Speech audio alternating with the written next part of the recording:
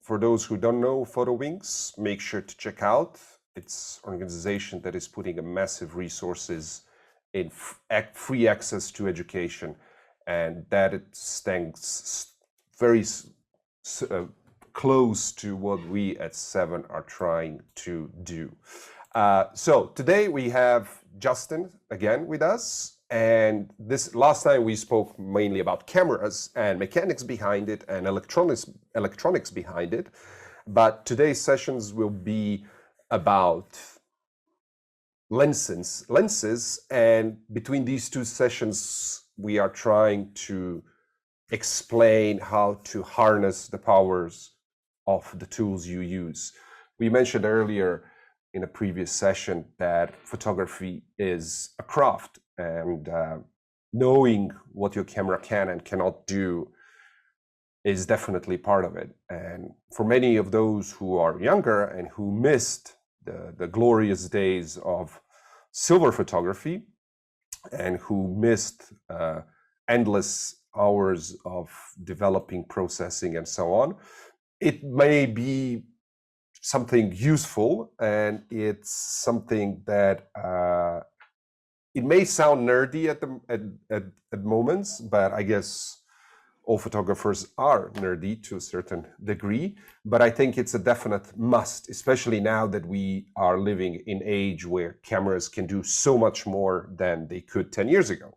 Video, photos, now for the first time, most of the cameras that all of us have can do both, and they can do it really well, but only if we as operators of that machinery can harness that power.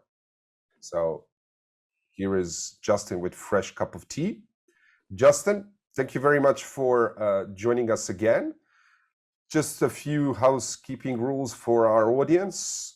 We are recording this, so we are not broadcasting anymore because we feel this provides better level of intimacy. So all of those who registered will also receive a link to a recording of this session. I'm sure Justin will answer all of your questions regarding Fuji. So make sure to use Q&A box in your Zoom application. We are gonna try to aggregate all those questions for Justin and answer them. So feel free to ask questions as we go along. Don't wait till last moment. So Justin, welcome back. And where are we today?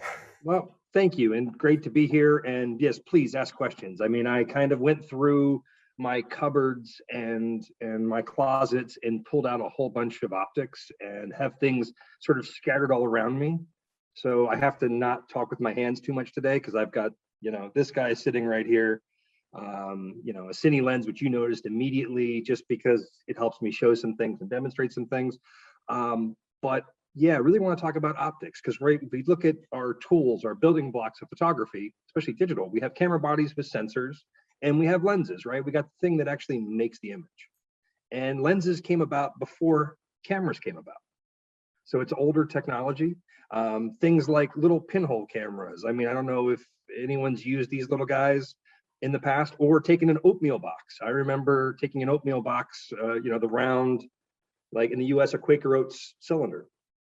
Taking that, putting a piece of foil in it, cutting a little hole out, poking a pinhole through it, and putting a piece of 8x10 black and white or color paper in there, going outside, exposing it for hours potentially, and then coming inside, processing that piece of paper and seeing what you got, and then having a paper negative, maybe peeling it and making a positive print from it.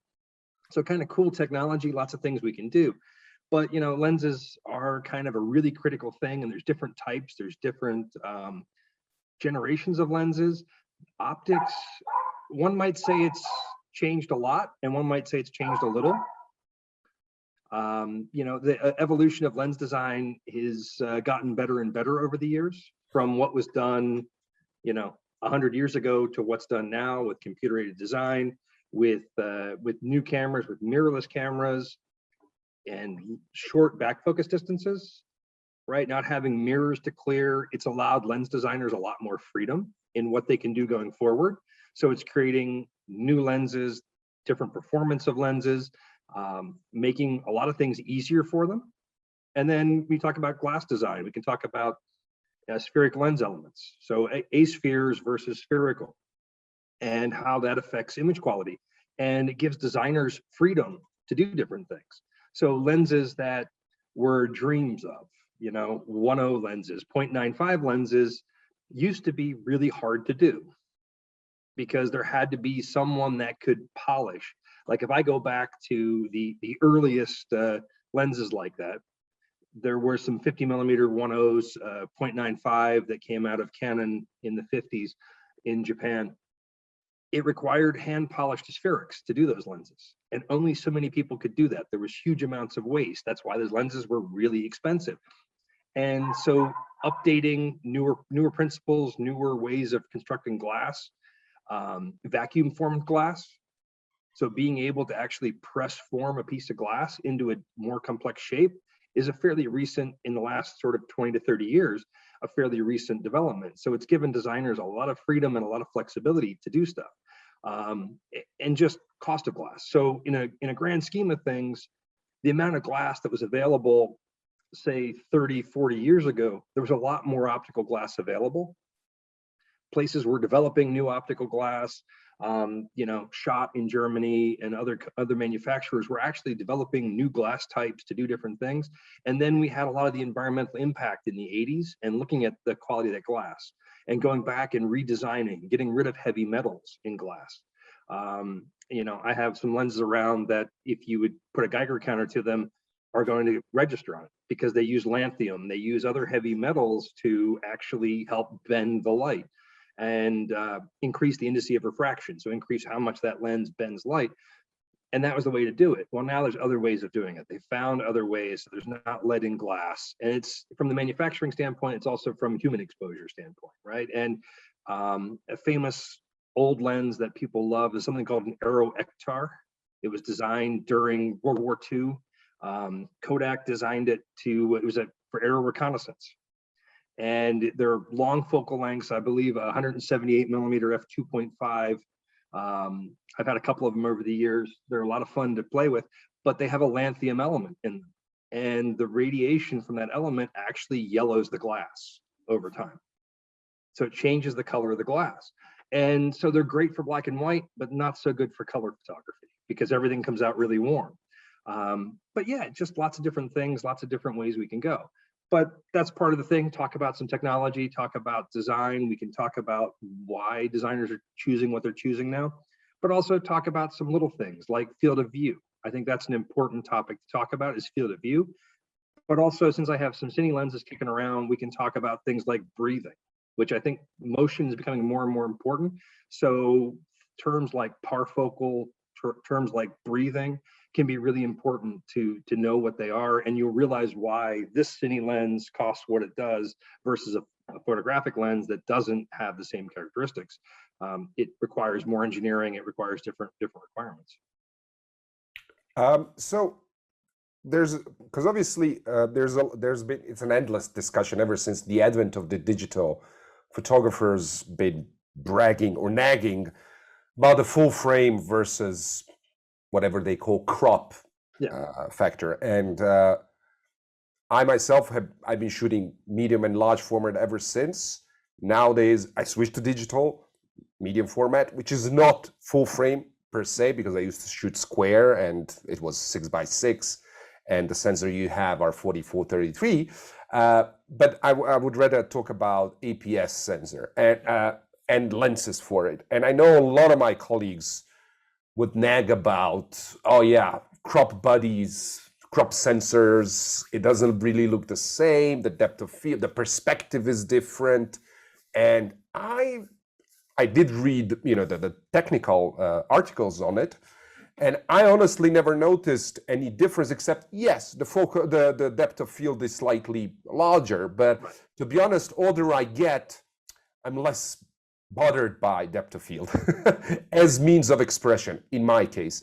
But can you just, because obviously Fuji made the deliberate choice to stick either to medium format or to APS sensors. And we touched base a little bit about it before, because, and just for those who missed it, My argument, and we agree on that, is that when Sony came up with full-frame mirrorless cameras, the problem was that the lenses are still massive, so it didn't really save space in your bag, and in my opinion, it affected badly the balance of the camera because it became so front heavy. And if you're going to move into filming, and if you're going to use gimbal, it does represent a challenge to balance those cameras because they're so front heavy. Whereas Fuji made a choice to stick with the APS sensor. So you mentioned some small experiments or samples of basically debunking that argument. So shall we start with that, perhaps? I mean, we can go there. It's the conversation usually comes out about perspective, right? Yeah. That because you're using a wider angle lens, the perspective somehow changes, right? And perspective and focal length somehow get tied together, and they do have a relationship, but it's more about where the camera's located. Right, so I like to talk about the field of view of a lens. So if I just rewind the tape a little bit here, us making a decision to stick with APS-C was because we wanted the camera to be small, lightweight as a package. We knew when we started doing X series, when we went back, I mean, the X100, that whole experiment, and then into the X Pro, we started looking at it and designing from. We had a blank piece of paper. We didn't have anything that was pre-existing. We weren't looking at, well, this was our lens mount that we used in film or in something else. We didn't have any of that. We had a blank sheet of paper, and we said, okay, if we make this 35 millimeter format, 24 by 36, what does it do to everything? The shutter has to be a certain size. The electronics are a certain size. You need all these components to fit in. Okay, now our lens mount needs to be a certain diameter to cover that frame. And now our lenses. So how big is a 35 millimeter lens? How big is a 50 millimeter lens? And then you start comparing that to, okay, well, what's the imaging advantage? How much advantage do we get with a 35 millimeter size sensor versus an APS-C size sensor? And is there some advantages? Yeah, there's some advantages. It's kind of it's the same arguments I make for GFX. So medium format versus 35 millimeter is the same arguments 35 millimeter makes versus us in APS-C. But it's really about what your needs are, right? If you're reportage or you're trying to be discreet in what you're doing in documentary work, having a slightly smaller camera, a less obtrusive camera, is oftentimes an advantage. And if you're in someplace that's a hostile environment, or a conflict zone where you don't want to draw attention to yourself, or you don't want to have the big Canon camera because you're someplace where you could be, well, in the US right now, I have a friend who's a journalist who's been beaten up on the streets because he's a journalist. And he's changed what he's working with. He's started going to X Pro now because it looks a little bit different. It seems different. People aren't reacting to it the same way. They're even reacting to an XT4 type camera. So, this can even happen here. And even with an APS-C camera, it can happen. But just looking at what you have versus a big Canon and EOS 1 that, like, you got a bullseye on your back. So lots of things there that can possibly make differences. But so field of view, we talk about field of view. And I think a lot of these misconceptions started when the digital revolution really started. So the full frame sensors, a 24 by 36 sensor, really wasn't available early on. They were really expensive. And so they stuck APS-C sensors in because it fit in the camera back. It could fit in the shutter. It could fit in the mechanism of the other cameras. Well, they told you to just use the next longer focal length. So if you wanted to shoot a 35 millimeter lens, you used a 24 on it. And the focal lengths weren't quite right. They felt a little bit off. That 24 is more like a 36. So it really wasn't your 35. So you found yourself standing in a different spot. You took a step back to make it feel like the 35. Well, when we started laying our system out, we started designing lenses so the field of view, so the angle that the lens sees, more closely matches what photographers are used to, right? So Equivalency always to me is dangerous, because when we start looking at moving from 35 millimeter to APS-C, we're changing sensors and we're changing lenses. And so that becomes an interesting little trap. And I like to talk about format more like a cinematographer talks about format. It's really interesting to talk to them that they look at format as to how much area am I capturing.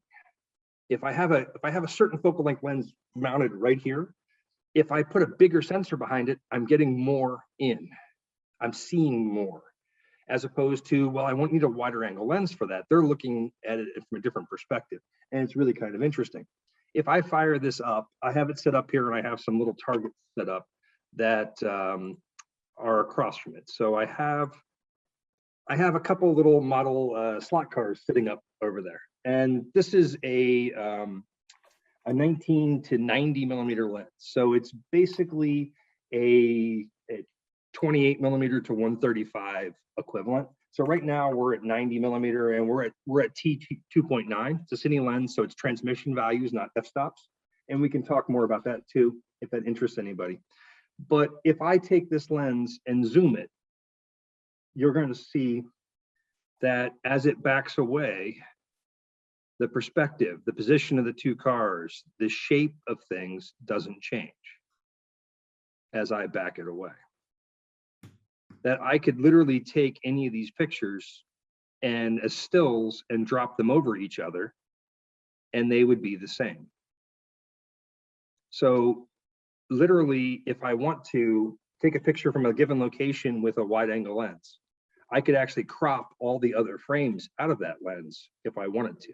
The resolution drops, of course, but by keeping the camera in a single position, the perspective doesn't change. This is something you can try at home. I can switch this lens out. We can go to some other things, and you can see it a little bit more. But one of the cool things that I can also show you about this lens, I'm going to just punch in so that the magnification is a little bit higher. And let me just move it down just a hair. So while you're doing that, that's a cabrio lens, that's a right? cabrio. Yeah. That's like as good as it gets. Yeah. The other thing that this lens has is its parfocal. So right now we're basically focused on the corner of one of those headlights. And as I change the zoom, my focus doesn't change. My depth of field increases because I'm changing, but it stays focused where I left it. So it's really kind of a powerful tool for a cinematographer, because you can punch in, focus the lens, and then pull back on the lens. And as you zoom the lens, if I want to do a zooming shot, I can rack my zoom in and come in narrower and not have to be adjusting focus while I'm actually racking the lens focal length. So it's really kind of a neat little piece. I'm just going to back it back out again. You know, if I change my f-stop slightly, I'm going to have to change my ISO to keep my brightness the same. But I'm just going to stop it down to T8, because there's another little thing that I wanted to show. As we focus this lens, there's another thing called breathing. And so if I focus on the back car and focus on the front car, you'll notice that the framing doesn't really change. The position of the cars stays in the same spot. And that's called breathing, right? So now you see that they're getting a little bit smaller because they're getting out of focus as I go to infinity. But as we come back into focus and they sharpen up. And where you'll see this in particular is on the edges of a frame, how as the frame will actually narrow. So the field of view will narrow as you focus closer and closer. And that's something about a cine lens, they don't breathe, or they have minimized breathing, so that as you move focus from one subject to another subject, the outer edge of the frame doesn't change radically. And that's really important when you're doing video work. Or in layman's terms, it looks as if you are zooming in. The effect looks as if you are slightly zooming in, right? Correct. Yes. Yeah. It becomes distracting to a lot of people because the outer edges will change. It just feels weird to people. And so part of that's why cine lenses are so expensive. So if you're into cinematography, I mean, lenses there are $40, $50, $60,000 sometimes for sets of, primes. Zooms are, more so. So since we started with the cine lens, you mentioned the T-stop versus, well, not versus, but let's say versus f-stop. Would you clarify that for our people, for our audience here? What's the difference between f-stop and the T-stop? Sure. I mean, an f-stop is literally a ratio, right? So an f-stop, if I take the focal length of a lens, so just for easy math, let's just say I have a 50mm lens, the exit pupil of the lens, so what the camera sees. So exit pupil, I'm just gonna, is that back piece that you see. Oh, right? That's like a lens. That's like a lens. Can we show that? Yeah, that's an old, it's an old manual focus Leica lens. I had it sitting here on my desk just because it was easy to use, right? It's a good paperweight. Good paperweight. And as I stop it down, right, the exit pupil gets smaller. I don't even know if you can't even probably see it. Barely see it right now. Yeah. Right. So that's stopped down to f/22 or f/2.8. So the exit pupil. Well, if I take that number and divide that number out, that's how I figure out what my f-stop is, right? So a 50mm lens with a 25mm exit pupil is an f2. To have an f1 lens, it's got to have a 50mm exit pupil. So it determines how big the lens has to be. Right. Right. So it's just really a ratio. And it does, to a certain extent, it helps us with exposure. But when we deal with photographic exposure, there's some variance there. In film, we had tons of variance. Digital, it's less so, but the cameras see it now, right? So the camera's metering through the optic. It knows how much light's actually striking it. They talk to each other. It knows that, hey, I did a test when I was in university. I took some optics classes and love optics, love playing around with it. And I ran a test. I took a whole bunch of 50mm lenses. So published 50mm lenses in a row, put them on an optical bench, and I ran a whole battery of tests on them. So measuring everything from what the true focal length was to how accurate the f-stops were on them, and across the board. And it was interesting to see where the tolerances were, right? Some lenses were spot on, there's certain manufacturers have little codes on some of their old lenses that you can, if you know the codes, you can actually unlock the secret to know exactly what focal length it was. And so being able to do that, you could verify that, yeah, I was within a couple, few tenths of a millimeter with what I measured to what they said it was. So to be able to see that, see how accurate the f-stops were. I mean, I had a lens that said it was a 50mm 1.7, and it basically was a 50mm f2. It really didn't go to 1.7. It didn't have another third stop. It just didn't get there. It just didn't get there. And f-stops being, some of them are round, some of them are more octagons or more, 6-sided, 7-sided when they're that big. So it just depends on the manufacturer and what they're trying to do, how they want their out of focus areas to look. Because when you get those apertures in the image through a starburst or whatever, you want a lot of blades if you want a starburst, or really smooth background detail, right? We've all seen pictures where you see a flare block in the background or something, and it looks like a stop sign sitting in the background, at least a US stop sign, and it's not necessarily what you want. So it's just figuring out what fits most needs. In the cine world, because they're shooting motion, because the camera's running and they need these transitions, they need to be able to zoom this lens or change focus on it and not have the exposure change. Because the exposure change you're going to see, right? They can't, it's hard for them to edit that piece out, or they have to cut, change it. It's really more difficult. So they use T-stops, transmission stops. So it's more about measuring the light value out the back of the lens. And so a lens like this, as I zoom it and the focal length changes, the position of the aperture in there moves along with it so that it keeps a constant aperture, or it has a mechanism to open it up sometimes. So that's really kind of a neat thing. And as I change focus too, sometimes with focus moving elements farther away, make some small changes in this. And that's another reason why these are so expensive, but the cinema world uses T-stops just for accuracy. Not that it's anything really much different. It's really quite similar. If you would measure what this lens is in f-stops, it's a T2.9. It's going to come out to basically probably in f-stops, it's going to come out probably slightly faster. Yeah. It's going to show as a little bit faster in an f-stop because the t-stop, usually the aperture is slightly down. There's usually, if I would look through the back of this, even at 19 millimeter, I'm going to see a bit of the aperture blades. Right. I'm not going to see wide open through the glass that I would see if I didn't have an aperture in it, because wanting to control that and needing it to be precise. So it's just a different level of precision. And so I have to ask you this, because I'm sure there's people here who are interested, and we mentioned that before. I love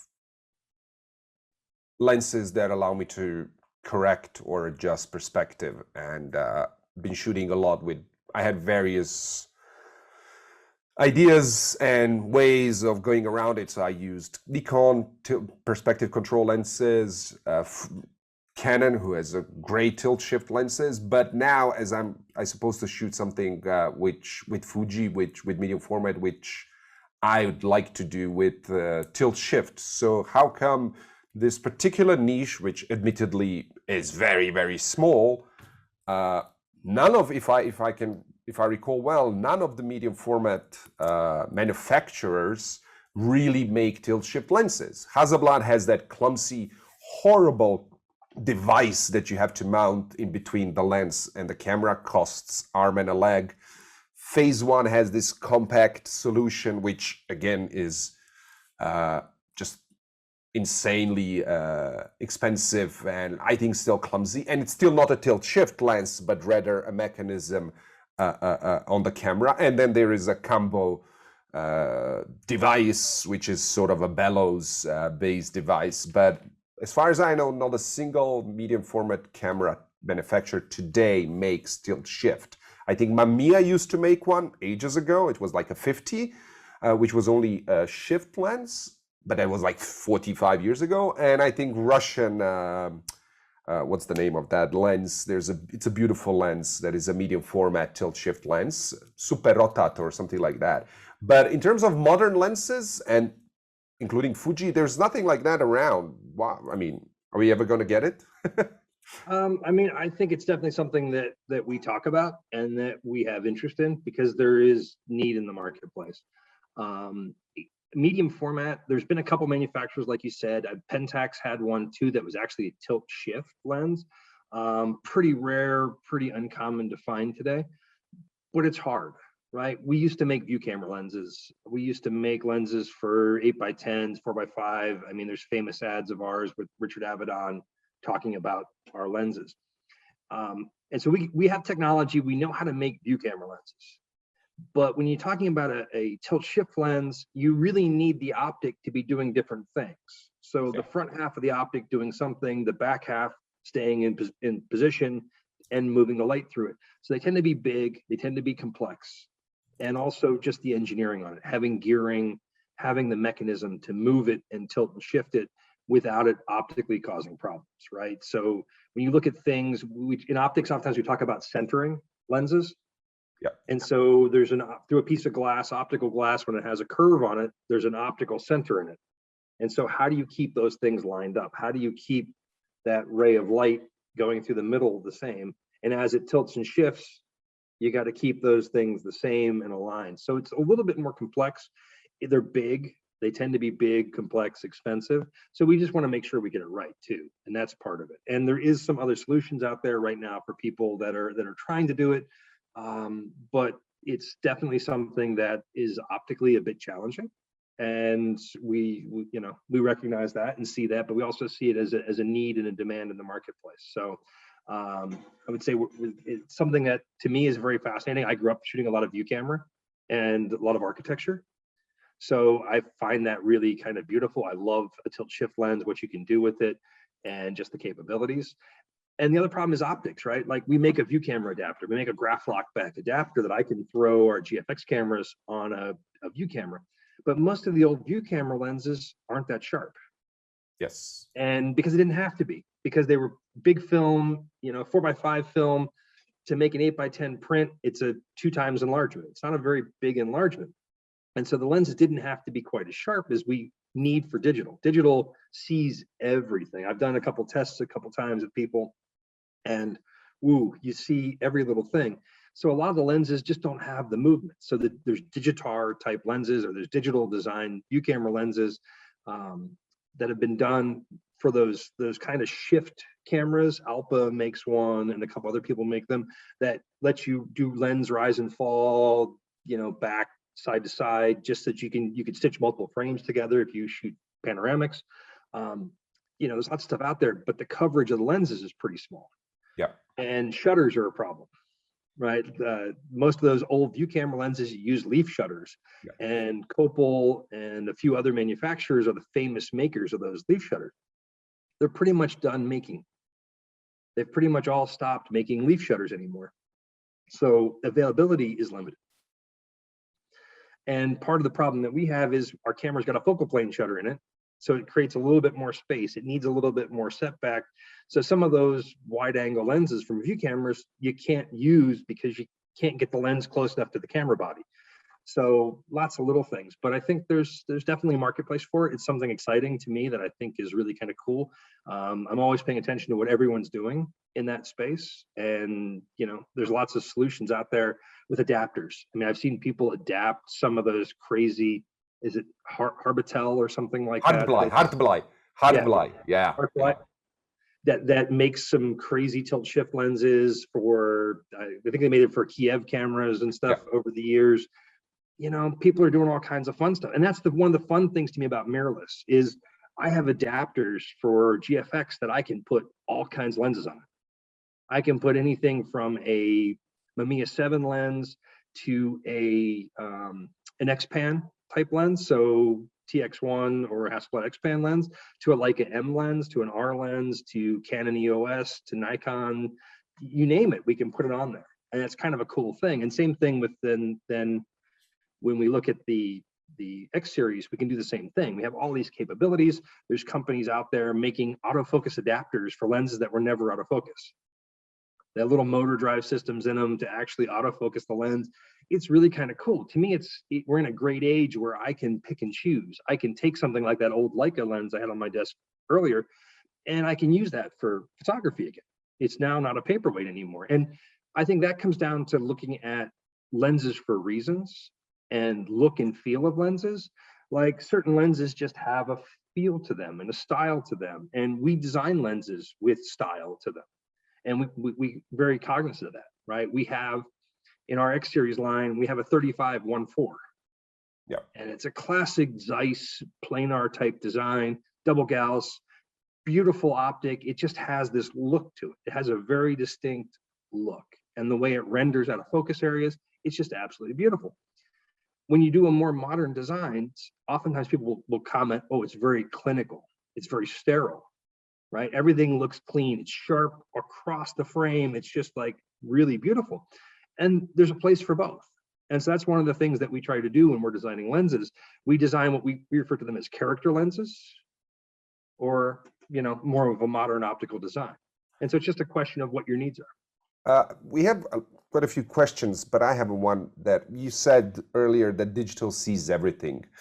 And there's one thing that I'm still not used to when it comes to digital. I feel that, and I'm not sure I'm going to explain it properly, but I have a feeling that digital is more unforgiving when it comes to images that are not tech sharp. Okay. Mm-hmm. So for example, back when I was shooting film, medium format, right? I so wasn't bothered by making images, tech sharp, pin sharp, because the film rendered my mistake, my error, mm-hmm. in much more, let's say, in smoother or more eye-pleasing way. Now, when I'm shooting digital, that when I make an error and I don't make a tech sharp image, it displeases me more than on film. I don't know if I explain myself well. No, I think you're absolutely right. And so I was just looking for things on my desk. So if this coaster So my question is, why is that? Well, part of it's this. So this is film, right? Film has thickness to it. It had dye layers in it. It had depth to it. If I compare that, that's kind of what digital is. It's a single plane. So it's less forgiving, there's less errors to it. So when you miss focus on digital, it looks like you really missed focus on digital. So margin for error is smaller because of this physical thickness, right? Because of physical thickness, right? So, and it's all, things show up like chromatic aberration shows up, because if a lens isn't apochromatic or isn't optimized for that sensor, if the red light focuses 1 pixel over, you now get a funky shift and you get a line of red around something. And so there's lots of little things that's a big piece of it, is the actual, like the photo sites that we're using now that are measuring the light are tiny, right? They're way smaller than any grain of film ever was.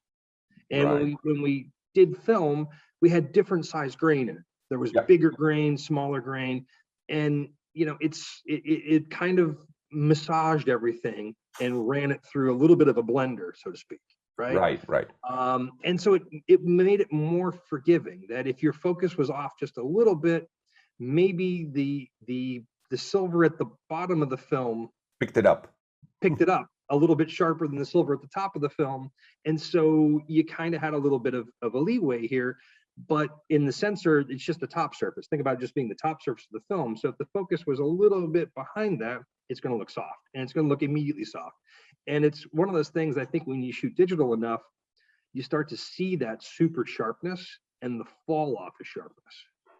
And I think it's also lens design and just lens systems. As manufacturers have been going to mirrorless cameras, I think they've been designing the sharpness point of lenses to be higher, the actual resolving power.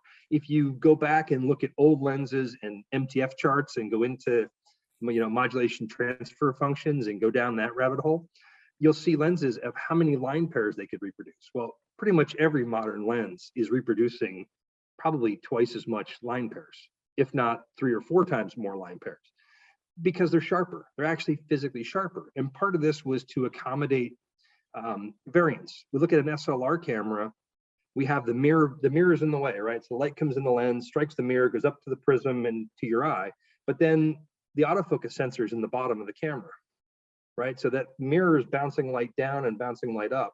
And that's, so it's focusing on a little sensor down here that now has to be perfectly aligned with the image plane in the back. And so if there's any error there, we have error in focus, we have back focus. And then, you know, that causes softness or causes the lens to be sharp here, not sharp there. But also then we have things like focus shift. Now, I don't know if you've ever experienced that. You know, you focus the lens wide open. In more manual focus, we experience this more. You take like a 51.4, focus it wide open, and then you stop that lens down to say 2.8 or 4. The depth of field actually shifts back in the lens. Right. So there's a variance to where the depth of field really goes, even not changing the focus. Not so it's still focused. Just to say it's focused on 2 meters the whole time. If I focus it wide open optically at 1.4, I stop it down to f2, it drifts, that depth of field drifts backward. So when people say, you know, okay, I'm focused on 2 meters, my depth of field is 1/3 in front, 2/3 behind. No, it's not. It's not always that case. It's something, in general, in theory and in practice, you know, in theory, yes, it's 1/3 in front, 2/3 behind, roughly. But as that lens stops down, you get this slight drifts and shifts and things. And fast lenses experience that way more than slow lenses. So if I make a lens that's an f2.8, it's not going to have as much of that. And then when I get to f4, usually between 2.8 and 4 is the worst spot. Usually by the time you hit 5.6, the depth of field's great enough that it covers up any sins there by the designer. Let's get to some of the questions, which are actually very interesting. So the first one by Mike Zerby, apologize if I didn't pronounce well, has to do with tilt shift. So, and I think we can both answer it.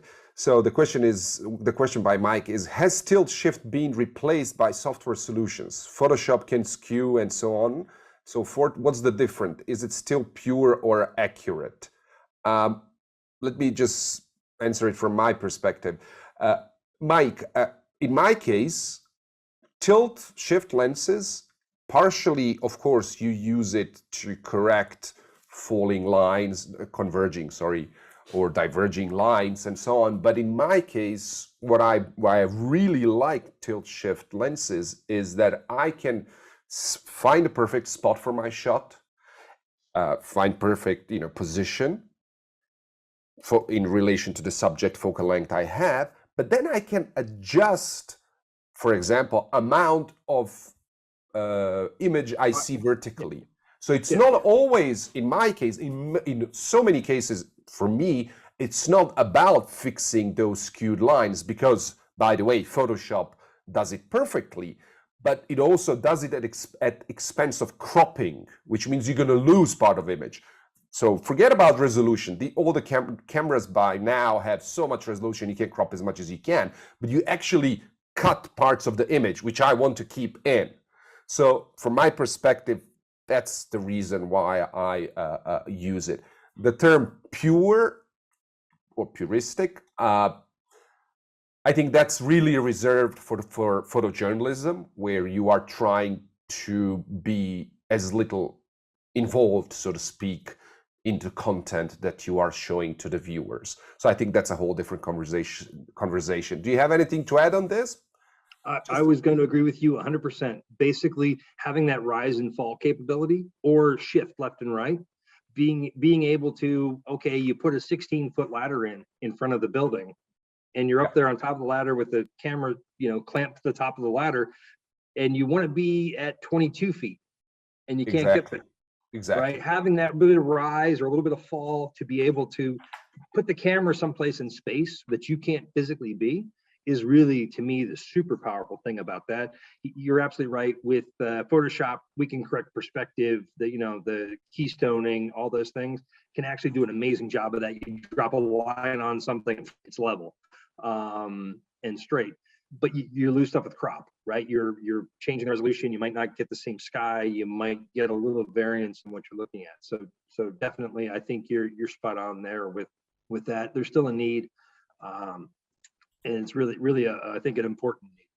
So it's more of a, for me, it's more of a composing tool rather than just fixing diverging or converging lines. And also a question by Mike, which goes after this one. Some say if you do it in camera, it's okay, but if you do it in software, it's lying.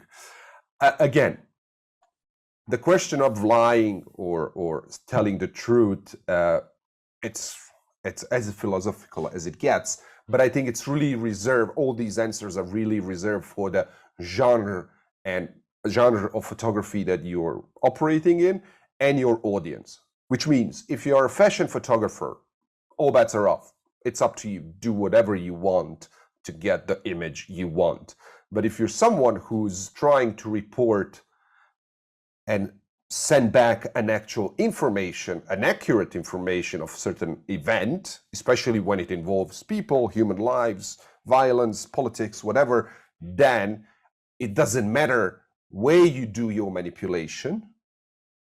And when I say manipulation, I also mean if you're going to tell someone to move left or right so you can get that particular picture of, I don't know, street violence or whatever, or you're going to do something in your camera to make it look differently, or you're going to clone or cut away, or well, not cut away, or clone something in or out in your Photoshop, that's lying, of course. But like I said, that's really a conversation that it's framed around the genre and of photography that you're operating in. So, but if you lie, you're lying inside or outside camera, right? Except in some fields, it's totally normal to lie because you are creating an illusion and just using photography as a medium. But if you are in business of documenting something like I am, well, then the rules are very, very, very simple. You can't do any of that in or outside the camera.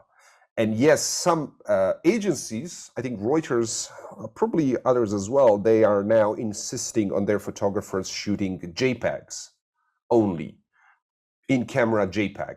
So they would have brand new cameras being capable of creating marvelous RAW files, but they are obliged to shoot JPEGs and to transmit files from in-camera.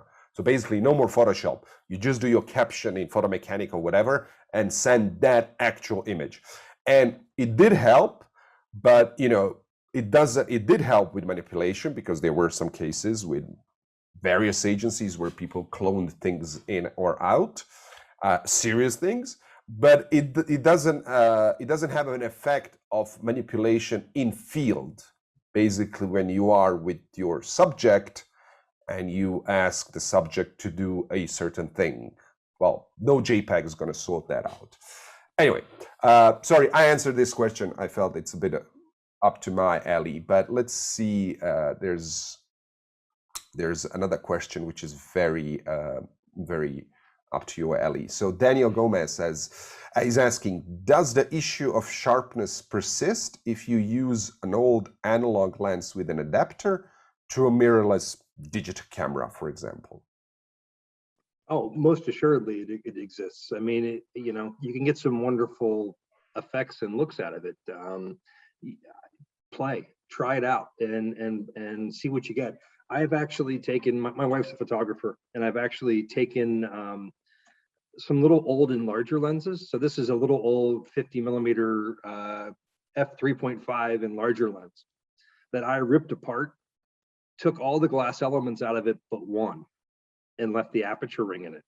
And so I adapted one of these to mount on one of her X series cameras, and you can't focus it. It's a fixed focus. It focuses at about 1.5 meters is where the focus is on it, but it has a really dreamlike quality to it. Nothing sharp on it, wide open. And as you slowly stop the aperture down, things get sharper and sharper on it, and it actually looks quite beautiful. But it's a lot like the old Kodak, instant brownie type cameras, right? Like the old you push the button, we do the rest type thing. That it has that beautiful look to it, and it's a little bit dreamlike and a little bit. It's soft, just for lack of a better word. It's soft and dreamlike, but it has a point. She uses it for some of her work that's more fine art based, that she wants that look and appearance to things, that if it is a dream, if it is someone like sleepwalking, it kind of fits that nature. Might not be appropriate for a photojournalistic assignment, but for fine art, it's playing, it's being creative, and it's going out and trying to see what else you can make out there. Here is an interesting question. Very interesting on a very different topic. It's by anonymous attendee. So in some situations, I'd like to have a camera that encrypt the images directly on the card. Is it even possible technically, legally? Would it be relevant, sustainable, update-wise? Maybe with a fingerprint? Thanks a lot for your inputs. I think it's actually a very interesting question, because it happened to me that, certain people would, I would get into trouble and they would get out the card or whatever. And I wish I could have those files encrypted. Not because people who would take your cards, they don't really care about copyright, and I'm sure you can't be suing them for copyright violation, but I would like to disable it in some way so they can't use it. They can destroy it, but they couldn't use it. Is that a thing to do? Is it possible? It's really an interesting concept. I'd like to know a little bit more about what they're thinking, but I know Adobe is working on something with, I always want to give the wrong acronym here. It's CAI, Content Authenticity Initiative. Yep. Right. It's and so brilliant. it is brilliant. It's basically putting like a bit chain key into your photograph. And so someone takes your photograph, manipulates it, does something with it, you can hunt for that. That key stays in the image file. It's permanently embedded in the metadata of that file. And even if it gets layered in other software, it can be found and be, identified. So really kind of cool. I think that's going to ultimately come out and be something kind of cool in the future. So I think there's definitely some needs for things like that. You know, I think security of images is definitely important, and it's something I don't know why there's any reason why it couldn't be done. Especially with journalists and everything that's happened. My one friend from Seattle Times actually had the Seattle Times was taken to court and had to turn over all of his frames from covering protests. And he was very upset with it. The Seattle Times was very upset with it because, right, that's protecting his, you know, his job, his livelihood, and also protecting people, right? That the government being able to identify who was there, that gets to be a little dangerous. And so I think there's definitely some thought process there, but I would still think in some way there would have to be a way to unencrypt in a situation like that. I mean, it's kind of I think with the same battle that Apple's going with the iPhone, that if you know someone commits a crime and they got their iPhone on them, can Apple give them data to actually track the person's whereabouts? I think that, you know, it's going to be an interesting legal thing, but I think that's really kind of a cool idea and concept. I can see it having lots of uses for, you know, good uses and bad uses, and I just wonder if that's part of the concern there, is that it could have good and bad uses to it ultimately. But it's interesting. I like that idea. I like the idea. You know, next time I get the engineers on the phone, I think I'm going to ask about that. And I don't think any camera manufacturer is currently involved in this content authenticity initiative, right? As far as I know, no one's involved in it. Yeah, it's just something that's sprung up on my radar recently. That's really kind of a cool idea, I think. I think it goes beyond cool. I think it's absolutely necessary. But I do think that to make that initiative viable for professionals, now we are strictly talking about people who are involved in broader sense documentary. I think without having camera manufacturers in it, I think some of the camera manufacturers should get on it, just to make the whole circle. Now we have the media in it, we have software, you know, companies, but I think because it's all digital and because, you know, it's all you know, binary, I think camera manufacturer will have to jump on that wagon. Anyway, let me just see other questions. We still have time for a few more. And David it's more of a comment. He says, for legal protections in the old days, some newspapers would destroy all negatives that were not published. That's one way to go. Yeah, someone asked a question I saw about pinholes and exposures. Yes, please do. That was my next one. So I have this sitting on my desk, an old Gossen LunaPro light meter. That was my first. Let me just read out the question so everyone knows what we're talking about. Alex Carvalho is asking, I'm trying to photograph with a pinhole camera. I have the question, these questions. Let's say I have a 0.5 millimeter pinhole and a 50 millimeter focal length, f-stop 100. Is there a reference for the exposure time? Justin. Well, I mean, in the old days, things like this goes down to f128, right? So it would get you in the ballpark to be able to do it. There's going to be out there in photo sort of old manuals and old sort of photo 101 kind of things. You're going to find that equivalent exposure thing that you can print on three pieces of paper and put one of those little silver clips through it, a hole in the middle of it, that you can rotate the 3 dials. That'll help you do it. But just as like a frame of reference here, if I was shooting 400 speed film, and I'm going to assume the sunny f16 roll, so it's sunny day, 400 speed film, I'm 400th of a second at f16, you're about an 1/8 of a second at f100. So that would get you in the right ballpark. I mean, you can count the number of stops in between, from 16 to 128, 22, 32, 45, 64, 90, 128 would put you there. So that gets you in the right ballpark. So try to get one of these. There's templates out there. I'll do a quick little Google here and see if I can find one. And if I find it, I'll drop it into the chat. Okay, and we have time for one more question from Margot. In 2 weeks, the California coast will get a lunar eclipse on May 26th. So I assume Margot is asking, what lens and menu settings do you recommend for photographing the moon at sunset? It's a full moon, so it rises at sunset and will be in lunar eclipse. So what Fuji gear would you recommend and these settings, if you can do it from your desk? Well, I mean, it's just going to be a question of how big do you want the moon to be, right? That's ultimately the question. So what focal length you need. But the exposure for the moon, it's actually reflected sunlight. So you can get a pretty rough example of what the actual exposures on the moon by what a daylight exposure would be.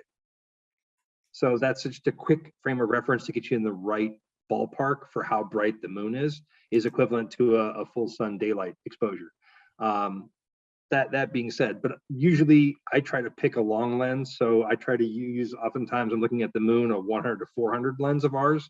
Something in that focal length makes the moon kind of nice in the frame and you can see a lot of detail in it. You know, the eclipse and that edge of it, the way the earth moving in front and blocking the sun out, you know, that's always a little bit tricky. But what I would tell you, there's where mirrorless cameras really are beautiful. You can actually see what you're getting. You see the exposure as it's happening, and being able to zoom in and look at the actual exposure and look at the brightness values of it. Those are really powerful tools that you can use while you're actually there looking at it, seeing it, and it's happening in front of you.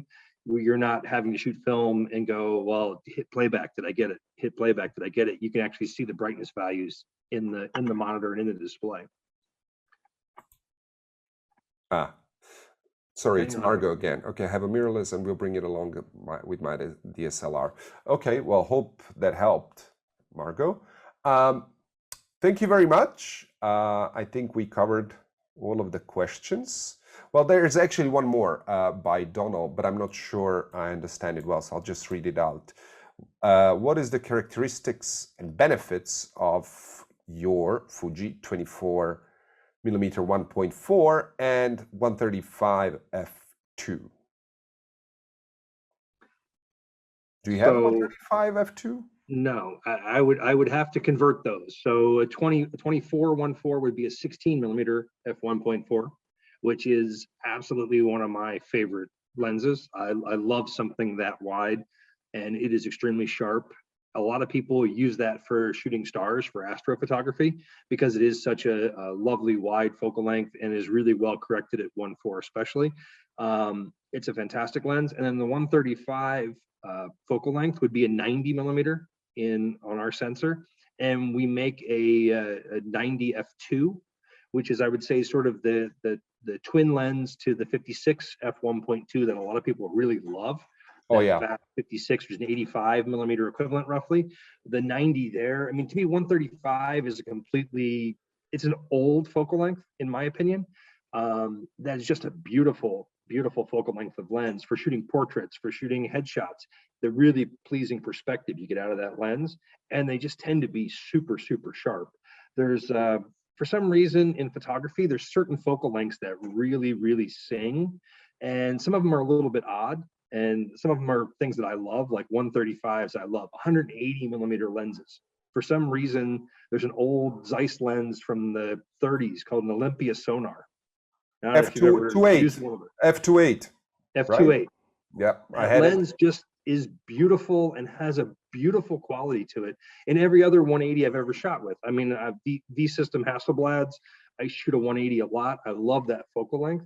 And that lens just tends to optically sing and be really beautiful. So I think there's some little secrets there that are really kind of cool and fun. But I think it's finding your own vision and finding what lenses suit you and the work you want to do best and the character that you like to have in your work and sort of that signature that you want.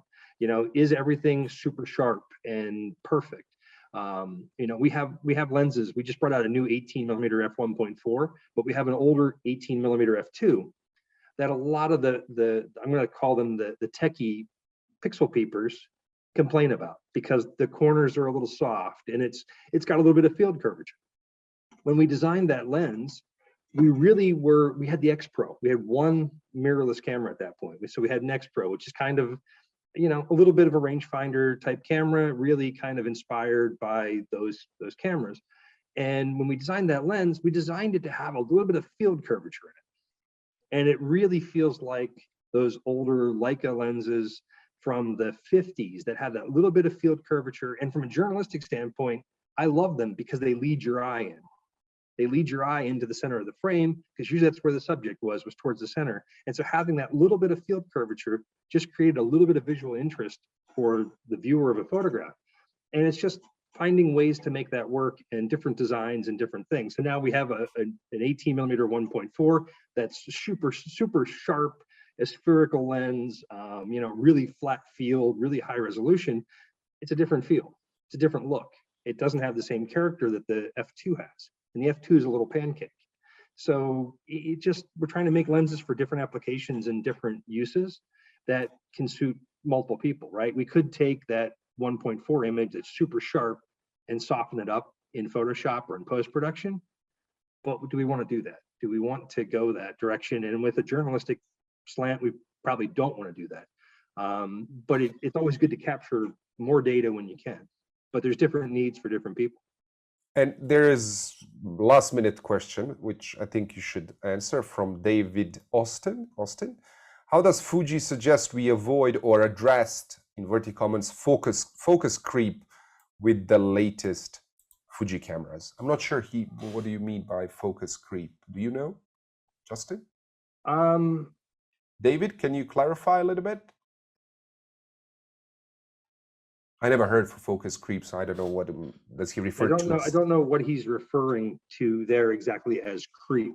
I know people oftentimes will hear, if they manually focus a lens, they'll hear the lens stop the aperture down or make an adjustment for the aperture if it focused wide open.